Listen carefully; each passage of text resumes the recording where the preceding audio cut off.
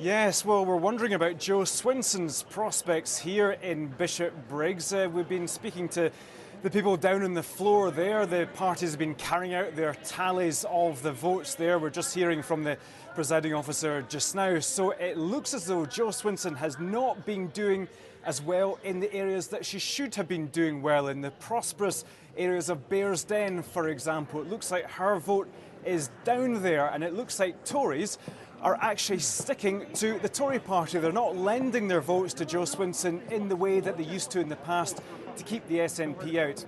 It seems as though Conservatives are concerned about wanting to get Brexit done, in a sense, for democratic reasons. They kind of go with Boris Johnson and say, well, actually, it should be done. The majority of people in the UK voted for it.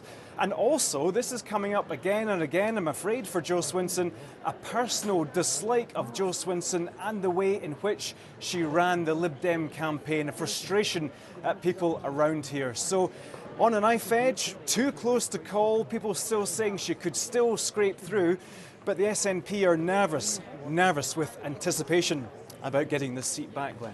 It's interesting, we're hearing the SNP candidate is arriving at Jo Swinson's seat looking very happy. That looks as though, we're talking about a knife edge, it looks as though, I mean, the possibility that you've got Jo Swinson's seat, and that is kind of an incredible piece of the night if that's what happens. But let's just look at pictures from East Dunbartonshire. This is the leader of the Liberal Democrats, the MP for East Dunbartonshire in the last Parliament, arriving for her count. And as we've been reporting, a great deal of nervousness around that for her and for the Lib Dems, arriving there with partner, Duncan Hames. And it's not technically, I think, if I remember rightly, a marginal constituency. I think her majority is just slightly more than would make it marginal, but the SNP have been looking particularly chirpy in that part of the world and obviously making big gains from other parties elsewhere in Scotland. This would be a major scalp for them to take the leader of the UK-wide Liberal Democrats who set out in this campaign to be Prime Minister. She said she could be the next Prime Minister.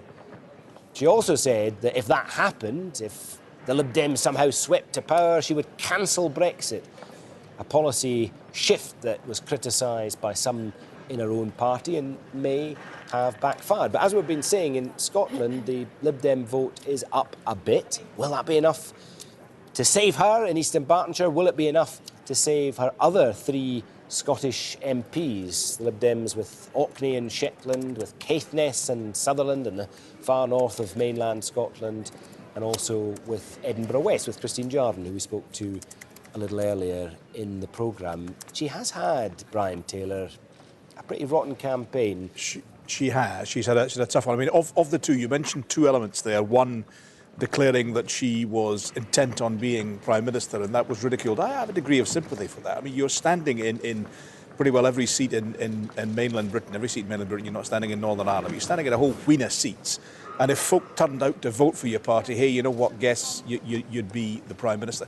But she could have said it that way, rather than saying, I stand before you as the candidate to be Prime Minister. I mean, I was in Llandudno in '81 when David Steele stood up and said, go back to your constituencies and prepare for government. That has since been ridiculed. It wasn't ridiculed at the time because it was seen as if the mould was being broken. But she could have said in a way, you know, guess what, if folk turn out for me, hey, go, I'm going to be the PM. Stranger things have happened. She could have done it in a self-effacing way that would have been successful. I think the bigger problem is the second element of the equation that you mentioned, which is saying that she would cancel Brexit if the Liberal Democrats were in a majority position in the House of Commons. First of all, it wasn't at all likely they were going to be in that majority, so why raise that problem in the first place? But by raising the possibility of rejecting Brexit without a second referendum, I think it posed questions in the minds of people. They said, hang on a second, that's not right. There was a referendum the first time around. There should be a referendum the second time around. You know what? It isn't me that's saying that. It's senior Liberal Democrats who were saying that as well. They think it was a blunder and they think it's cost the party votes. Let's get the declaration for East Dunbartonshire. This is Jo Swinson. Jerry Cornish, returning officer for the UK parliamentary election in the East Dunbartonshire county constituency, hereby give notice that the total number of votes polled for each candidate at the election was as follows. Amy Callaghan, Scottish National Party, SNP, 19,672. Rosie Dixon, Independent, 221. Pam Gozal, Scottish Conservative and Unionist, 7,455. David Murdo-MacLeod, UK Independence Party, UKIP, 208.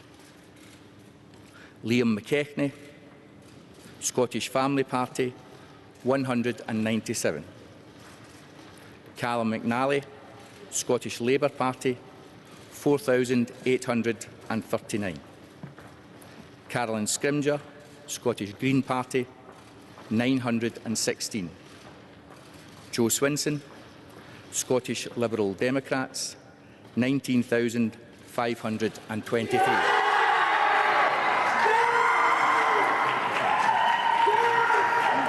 An incredibly close result, but Jo Swinson is out. That Amy Callaghan is elected to serve in the United Kingdom Parliament as the member for the East Dunbartonshire County constituency. Had lost their party leader. Amy Callaghan elected as the SNP MP for Dunbartonshire East with 19,672 votes. The Liberal Democrats, Jo Swinson, finishing just behind in second place on 19,523. The Conservatives third, Pam Gozal with 7,455. Labour's Callum McNally fourth with 4,839. The Greens fifth, the Independents sixth. But big news out of the East Dunbartonshire constituency. Defeat for the Liberal Democrats candidate and the party's leader in this campaign. The SNP with 37% of the vote, Lib Dems much the same, but just slightly behind. The Tories on 14, Labour on 9, the Greens on 2. And the SNP vote up 7 there, the Lib Dems down 4, Conservatives down slightly, Labour down 5. The swing in Dunbartonshire East.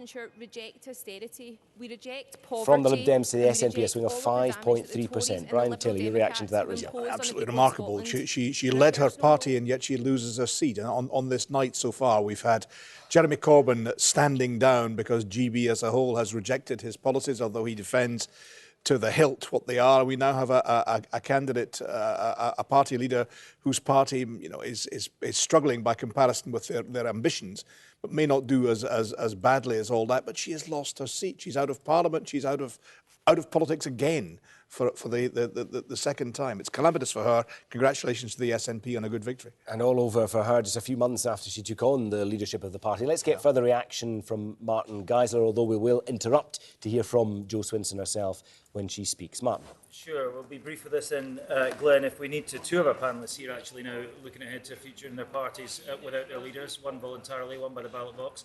Alex Cole-Hamilton, you have had your head in your hands until about 10 seconds ago. Reaction? I'm utterly devastated. I mean, we didn't know, none of us knew what that result was going to be. I don't think anybody in the room knew until it was announced on stage. And we have lost our party leader. I mean, Jo has been a career-long friend of mine. We were young candidates together. I've watched and learned from her. I hope to continue to learn from her. But the Liberal cause has lost a great star tonight, and I am utterly devastated. I'm really emotional about this.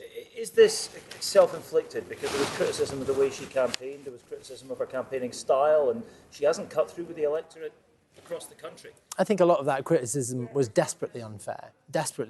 Some of it was misogynistic, and some of it was because people felt that a third party shouldn't have the guts to stand up and say, we can challenge for the top job. We were wrong this time. It doesn't mean that a future Lib Dem leader won't be able to properly challenge for it in So, years John, to this come. one's for you. Thank you, everyone. Okay, Thank you. I think we are about to hear from Jo Swinson now.